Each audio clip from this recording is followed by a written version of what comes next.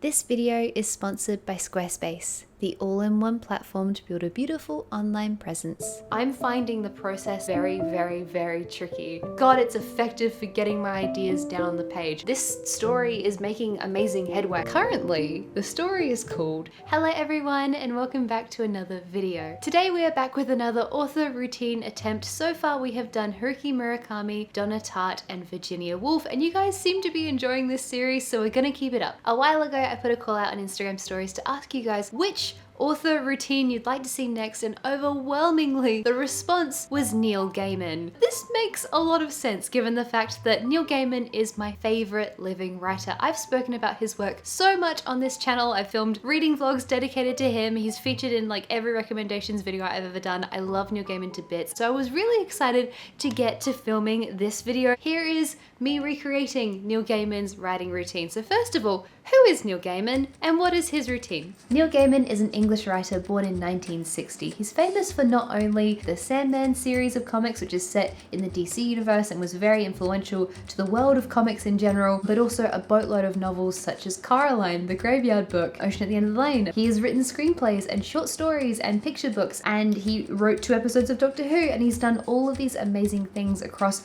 many different platforms. Neil Gaiman's work is so stylistically diverse as well. Like, look at Coraline versus American Gods. You tell me these 2 books feel similar. They don't. They're so incredibly different, but they were written at the same time. Neil Gaiman was spending like all day, every day working on American Gods. He didn't have time for Coraline. He was told by a publisher that it was unpublishable. So every night after he finished work, he would just write 50 words or so of Coraline, and he slowly worked on it that way. And that is not the only example of Neil Gaiman working on multiple writing projects at the same time. He would work on Sandman during the day and then at nighttime work on Good Omens with Terry Pratchett. So between doing those 2, I'm not exactly sure when he slept, but I am sure that over the course of his almost 40-year career, he has had a prolific output as an author. So I've basically been studying for this video over the course of the last, I don't know how many years, because I've watched Neil Gaiman's masterclass. If you're going to be a successful writer, you had to be willing to do the equivalent of walking down a street naked.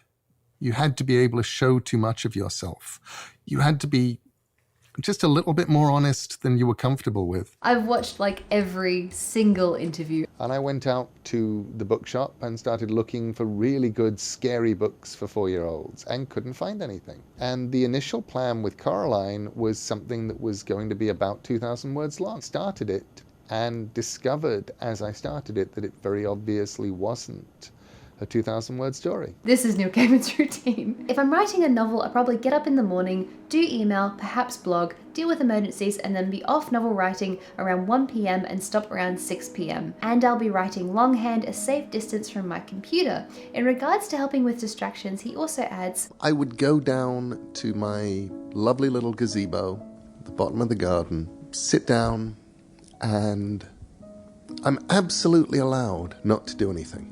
I'm allowed to sit at my desk, I'm allowed to stare out at the world, I'm allowed to do anything I like.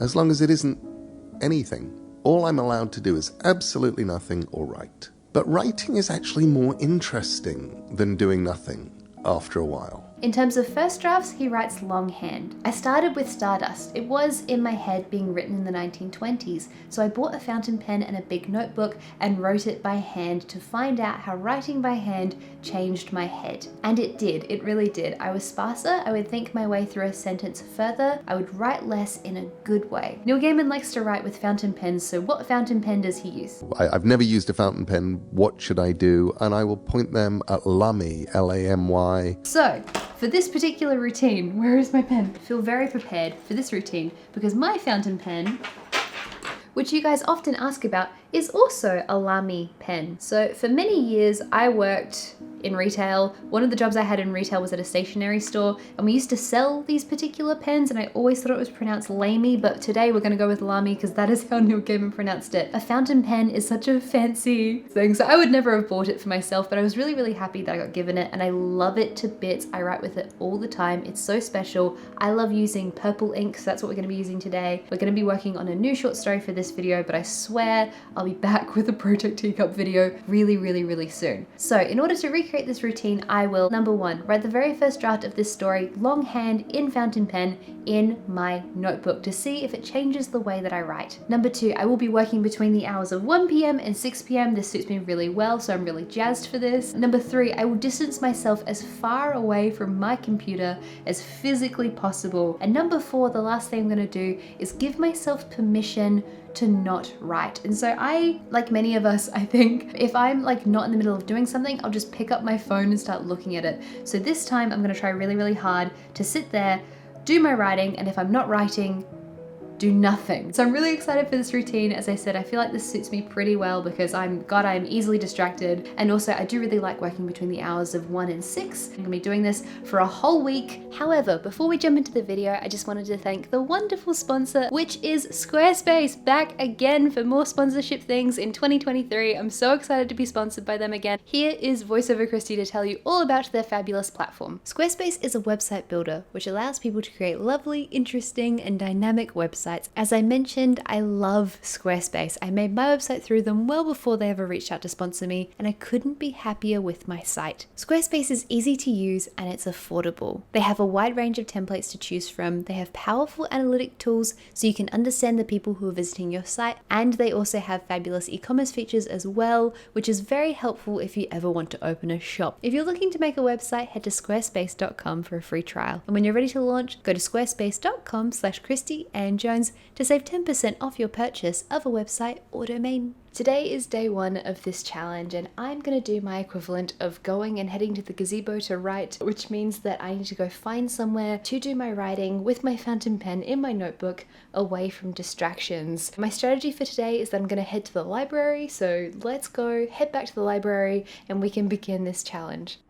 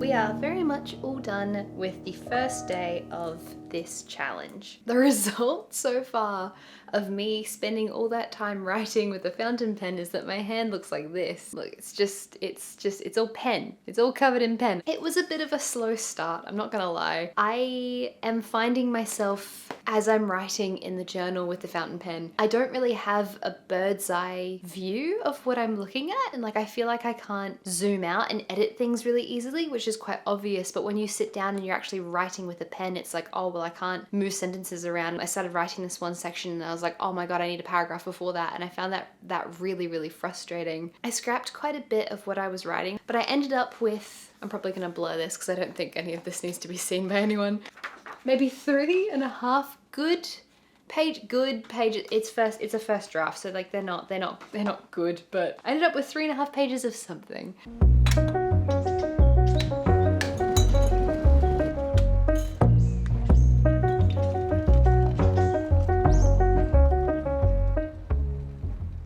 on day 2 of this challenge. Instead of going to the library today, I'm going to do my best to work in my living room to try and avoid distractions. So we're gonna set up in the most comfortable way that we can here in the living room at this little coffee table that we have. Let's get started.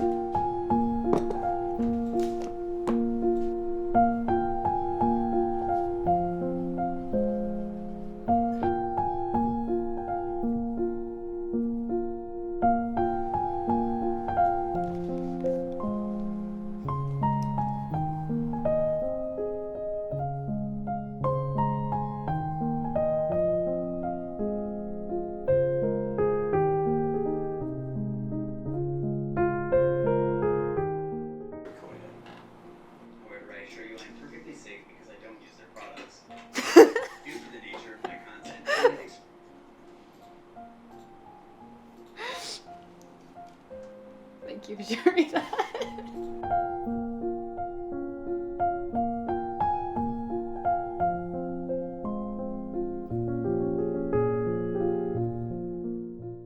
Today is Wednesday, we're on day 3 of this challenge, and I'm about to head off and go write at a cafe. So one of Neil Gaiman's biggest things is that he tries to get away from distractions. Now, I tried writing at the library on the first day, that went really well. I tried writing in our living room at our coffee table, that worked well. Aside from the fact that we live in a 1-bedroom apartment and my partner has recently become self-employed. His desk is right over there, so if I'm trying to get away from the distractions of my computer, you know, this is the place where I play video games and I go on social media, and so this is a place where I can get distracted very easily. If I'm trying to find somewhere else to work in my apartment, it's basically the living room, which is right next to Tyler. So that is just a little bit of a logistical challenge. I'm really excited to get back to typing and working at a computer. Like I don't know, I don't think I'm cut out for doing first drafts by hand, because there's so many bits that I want to change. But yeah, I'm making really good headway in the story. This story, I'm aiming for it to be around 3,000 words, which I calculated was roughly 20 pages. I've written maybe like 2/3 of the story, but because I have it in my notebook, I feel like I can't see the whole thing properly, so maybe that's only like 50% of the story, and then I'm gonna need to cut it back down. Regardless, we're trying out this process, we are doing our best. Let's go for day 3 of this particular writing challenge. Let's head to a cafe and do some writing there.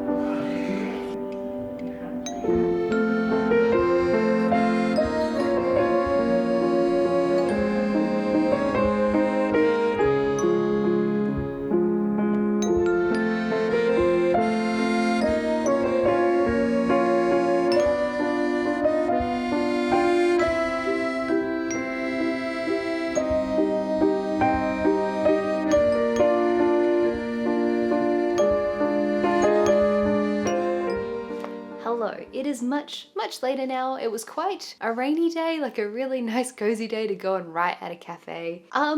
My fountain pen ran out of ink, which is a very obvious thing that I definitely should have thought about beforehand, but like I was in the middle of writing and I was like, oh my god, oh no, it is actually running out of ink, and so I can't do the fountain pen thing today, and therefore I don't have any marks on my hands. No fountain pen stains today. I feel like I'm finished with what I can do in this notebook in terms of writing the first draft. I feel like the first draft is essentially done, which is really good because it's only been 3 days. I have not enjoyed Writing longhand, I think for me as well, because I've like grown up typing stories on computers, not really writing stories down on paper. I'm so much more used to typing. My muscle memory for typing, like I type really, really quickly. I skip words because my fingers can't keep up with like what my brain wants to get on the page. That is what happens when I'm having a really, really good writing day and everything's going really quickly and well, and I'm sort of just like really in the zone and I'm not really cognizant of the fact that I'm typing. I'm just like really in the story. There are other days where I'm much, much slower, obviously, but I just find the process of physically writing everything out a little bit frustrating because it is so much slower. And I know the irony of this because that's the goal. You want to write slowly and thoughtfully, but for me as a writer, I think the way I make things good is through iteration. I very much want to get the bare bones of the thing down and then make it better and then make it better again and play around with things and move things. And the first draft I write of anything is my like shit draft. I know it's going to be bad. I give myself full permission to be bad. But I'm glad that I did this part of the challenge for the last 3 days. I'm going to keep on with Neil Gaiman's writing routine. I'm going to spend the next 2 days writing the second draft, or it depends on what we want to call this. I feel like this is more of a zero draft than a first draft. I feel like what's in this notebook, I'm not going to type up verbatim on my computer. I feel like I'm just going to start again. This story is making amazing headway. I feel like it's going to be finished, or at least I feel like the very first iteration of the story is going to be finished this week. So I'm very, very excited.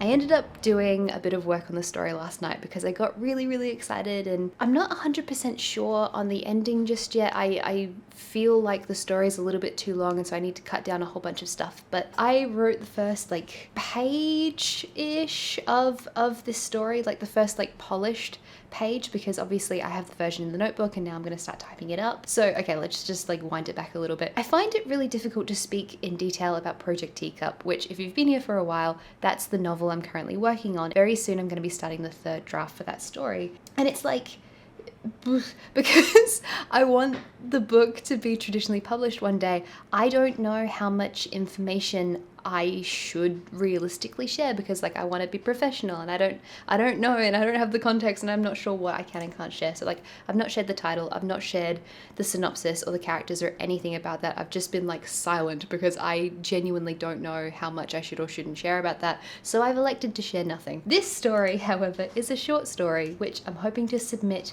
to a few places, and I'm pretty sure it's fine for me to share the title and the first like page or so. Currently, the story is called Narcissus's Shroud.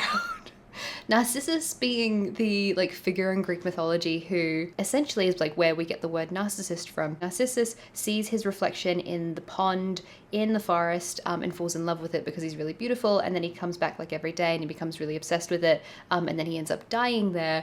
It's a bit dramatic, I'm sorry. And then from where he dies, this is where we get the narcissus flowers. And so Narcissus's name being in the title of the story, there's a thematic line going through there. So the first page of this, which says, "That's a wanky name, isn't it?" Ali pinched the pamphlet with fingernails the colour of flypaper. Her eyes were narrow as she read, the edge of a scoff on her mouth. It was 5:10 and she was already in her Lululemon. Her country road bag was over her shoulder, her Nikes were white. Her Bondi sands stained her palms. This wasn't her type of thing, though neither was it Ellis's. "It's a mythology reference," said Ellis, taking up another pamphlet from the pile beside the boxes of mechanical hearts and AI skin graft kits. Ali shrugged and tossed the pamphlet on the desk. "Apparently the painting's quite famous." "Apparently," said Ellis. "Glad it's you, not me," said Ali in a clipped way, and then laughed a little too loudly. She clacked out a final email, reminded Ellis about the meeting on Monday, complained about her husband for a few minutes, and then finally left. Ellis turned back to the computer and an email was waiting for her. She'd been in the CC. "No worries, Catherine. The website rebuild is Ellis's baby, so she'll lead the rest of the convo for this one. Enjoy the gala. Absolute bugger I couldn't attend. Cheers, Ali Gardner, digital executive." What was a digital executive?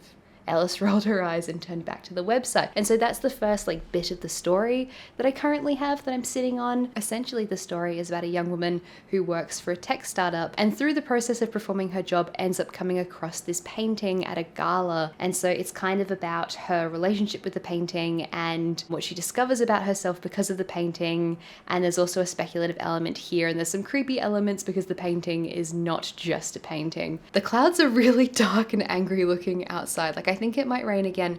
It's not supposed to, but I think I'm gonna go and try and find a place outside to sit and write, to recreate this going and sitting at the gazebo thing. If it starts raining, I'm just gonna head back to the library.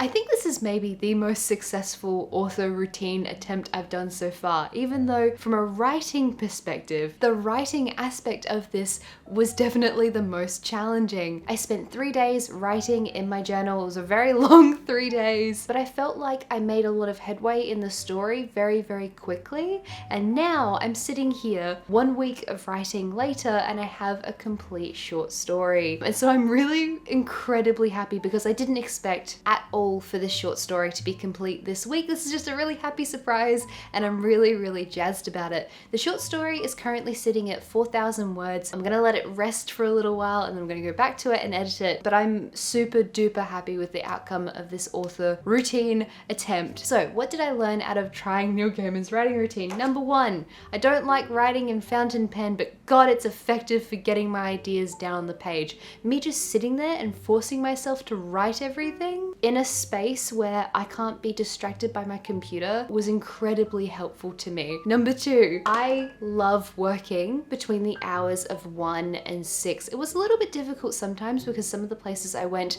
closed at 5, so I had to like cut my time short a little bit. Writing from 1 till 6 every single day of the week is a bit much for me because I'm not a full-time writer. It is a thing that I do which I slot into the spare moments around my full-time work, which is content production, as many of you guys know. However, it was such a treat being able to write from 1 till 6 every day this week. I loved that timing. It worked very, very well for my brain, and that was a wonderful thing for me. Getting away from distractions was also incredibly helpful. I've mentioned this so many times that I find it really helpful to get out of my space and to go write somewhere else. The library is a wonderful space for that because obviously you don't have to spend any money to be there. If you go to a cafe, you have to buy like a drink or something in order to sit there and write, and that's a very, very expensive thing if you're doing it every single day of the week. In comparison to paying for a co-working space, it's not as expensive obviously, but it's still a big cost when it adds up every single day. And so I love the library so much. It's such a wonderful, accessible space where you can go and you don't need to spend money in order to be there. I love the library. I love getting out of this apartment and going and writing somewhere else because it helps me concentrate. And for me, as a person trying to make stuff, concentration is always the thing that I'm battling against. I talk about it so much because I struggle with it so much. And so anything that I can do to sort of hack my brain into just concentrating on something when I need it to is wonderful. Doing nothing or writing was a wonderful concept, and I feel like talking about it now, it's like, oh, obviously if you're sitting there trying to write something, don't go on your phone. Like, don't pick up something that's like highly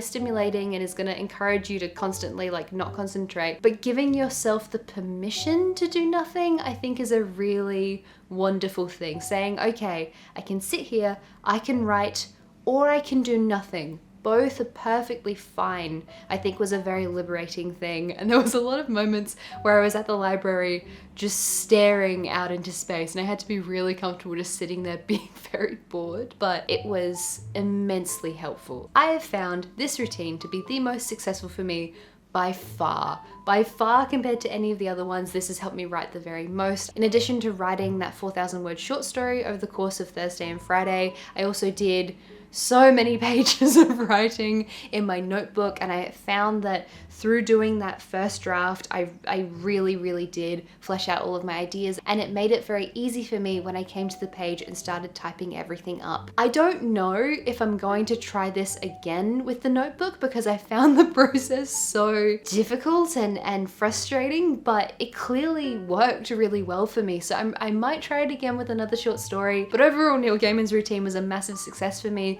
and I really enjoyed doing it, and it produced a really decent amount of writing work, and I'm very happy that we did it this week. Let me know what writing routine you guys want to see next. I've been looking at Ursula K. Le Guin, but also Brandon Sanderson has a really cool writing routine as well. Thank you guys so incredibly much for watching this video. I hope you enjoyed it, and also an enormous thank you to everyone over on Patreon for supporting my channel and all of the things I make. We have so many bonus videos over there. I do behind the scenes updates, I put up writing snippets and all these other things. So if you want to see more from me or support my channel, please feel free to go check out Patreon. Take care everyone, and I will see you next time. Bye bye.